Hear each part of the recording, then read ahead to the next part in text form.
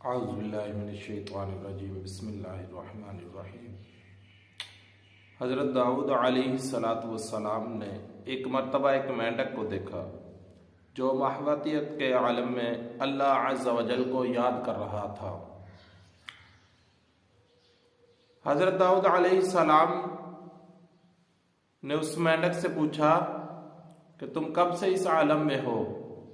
تو وہ مینڈک بولا، اے اللہ عز و جل کے نبی، میں متواتر 70 سال سے اس عالم میں ذکر اللہ میں مشغول ہوں، اور اس عرصہ میں کبھی بھی اس کی یاد سے غافل نہ ہوا، اور اب پورے 10 روز سے میں نے صرف 2 مقدس کلموں میں محویت کی وجہ سے کوئی چیز نہیں کھائی۔